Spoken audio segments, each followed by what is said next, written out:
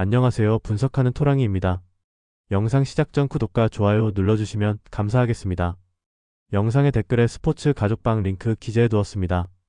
가입권료 없이 입장하실 수 있으니 스포츠 가족방에서 추천픽을 확인하시기 바랍니다. 바로 분석 시작해 보도록 하겠습니다. 첫 번째 경기 일본 대 파라과이. 일본은 이번 친선 경기에서 홈팬들 앞에 서는 만큼 초반부터 주도권을 찾겠다는 의지가 뚜렷합니다. 하지만 핵심 미드필더 와타루 엔도와 측면 돌파의 핵심 미토마 카오루가 빠지면서 중원 압박력과 좌측 공격이 약화될 가능성이 큽니다. 여기에 스즈키 유이토, 이토 히로키 등 분데스리가 자원들의 이탈까지 겹쳐 전력에 완전하지 못합니다. 대신 마에다 다이젠을 활용한 전방 압박과 빠른 템포 전환이 공격의 핵심 무기가 될 전망입니다. 일본은 최근 홈 5경기에서 4승 1무 2실점에 불과하며 안정적인 경기 운영을 보였습니다. 반면 파라과이는 최근 원정 5경기에서 1승 3무를 기록하며 끈끈한 수비력을 자랑했고 안토니오 산나브리아의 결정력과 미겔 알미론의 전진 패스가 위협적입니다. 다만 일본 상대로 최근 5경기에서 2무 3패로 승리가 없는 전적이 부담이 됩니다. 전반적으로 일본의 압박과 점유율 운영이 우위에 있을 가능성이 크며 파라과이는 수비적으로 버티다 역습을 노렸지만 홈 이점을 가진 일본이 흐름을 주도할 전망입니다. 두 번째 경기 대한민국 대 브라질. 대한민국은 최근 5경기에서 3승 1무 1패로 안정감을 찾았습니다. 김민재의 복귀는 후방에 큰 힘을 더하며 손흥민, 이강인, 황희찬이 이끄는 공격진은 여전히 날카롭습니다. 특히 후반 득점 집중 경향이 뚜렷해 경기 후반 체력 운영이 관건입니다. 다만 정상빈의 결장은 전방 교체 카드의 폭을 줄이는 변수입니다. 브라질은 알리송, 마르키뉴스, 라피냐가 빠지며 수비와 측면 전력의 공백이 있습니다. 그러나 비니시우스와 히샬리송, 쿠냐가 이끄는 공격진은 여전히 위협적이며 점유율 기반의 공격 전개는 세계 최고 수준입니다. 최근 성적은 2승 1무 2패로 예전만큼 압도적이지는 않지만 개인 기량이 승부를 바꿀 수 있습니다. 이번 경기는 한국이 초반 수비 집중으로 실점을 억제하려 하고 브라질이 후반 개인 능력으로 승부를 결정짓는 양상이 예상됩니다. 한국이 충분히 맞설 수 있으나 체력과 집중력 싸움에서 브라질이 우세할 가능성이 높습니다. 세 번째 경기 우루과이 대 도미니카 공화국. 우루과이는 발베르데, 아라우, 히메네스가 빠졌지만 여전히 안정적인 전력을 유지합니다. 토레스와 살라자르 같은 측면 자원들이 활약하며 공격 전환 속도를 높이고 있으며 최근 5경기 중 3경기를 무실점으로 마무리할 만큼 수비 집중력도 높습니다. 비엘사 감독은 전방 압박 대신 미드필드 조율을 강조할 것으로 보이며 도미니카의 빌드업 미숙을 공략할 전망입니다. 도미니카 공화국은 경험 부족이 뚜렷합니다. 루이스 메네세스, 우르바에즈 등이 소집됐지만 국제무대 경험이 부족하고 공격 핵심인 마리오 디아스의 결장은 뼈아픕니다. 최근 원정 5경기에서 평균 2실점 이상 허용하는 수비 불안도 여전합니다.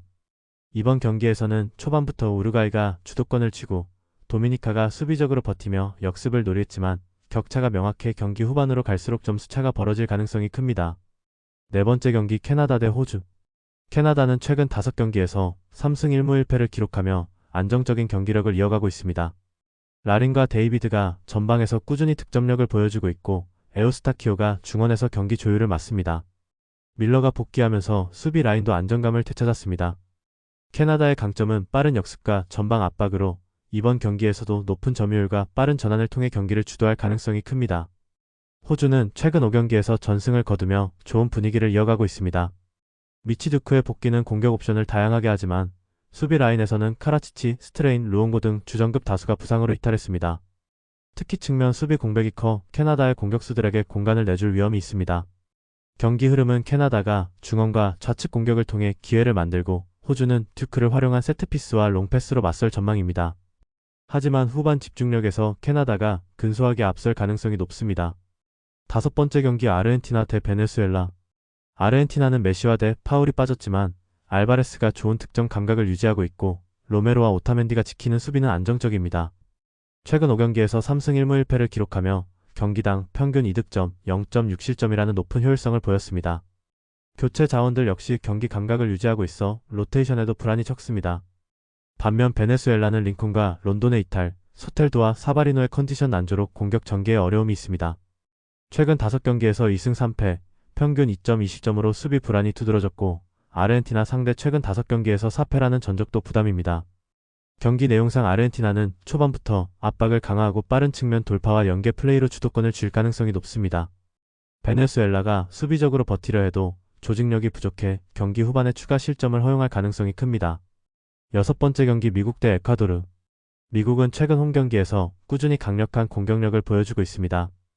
풀리시치는 최근 10경기에서 6골 3도움을 기록하며 절정의 기량을 보이고 있고, 하지 라이트 역시 9경기 8골로 득점 감각이 좋습니다. 맷 터너가 부상에서 복귀해 골문 안정감이 회복된 것도 긍정적입니다. 다만 조니 카르도소의 결장은 중원 밸런스에 변화를 줄 수 있습니다. 에콰도르는 수비는 안정적이지만 카이세도와 플라타, 힌카피에의 결장으로 전력 손실이 크며 공격 전개에서 날카로움이 줄어듭니다. 에스트루피냐가 좌측 풀백에서 공격 가담을 하겠지만 미국의 좌측 공격을 막아내기는 쉽지 않을 전망입니다. 경기 양상은 미국이 좌측 공격을 중심으로 주도하며 에콰도르는 수비를 두텁게 하고 역습을 노렸지만 전력 차가 명확합니다. 저득점 흐름 속에서 미국이 효율적으로 승리를 가져갈 가능성이 큽니다. 종합 예상 스코어. 일본 승 언더, 브라질 승 오버, 우루과이 승 언더, 캐나다 승 오버, 아르헨티나 승 언더, 미국 승 언더. 더 다양한 경기에 대한 세부적인 분석과 결과가 궁금하시다면 영상 하단의 댓글을 확인해 주시면 되겠습니다. 모든 경기에 대한 분석에는 100%는 없습니다. 다만 한 달 동안 가계부를 봤을 때 수익이냐 아니냐의 차이로 프로토는 많이 좌지우지됩니다. 제가 매일 적중할 수 없겠지만 최대한 적중하기 위해 노력하고 있으니 이 점을 이해해 주시면 너무 감사하겠습니다.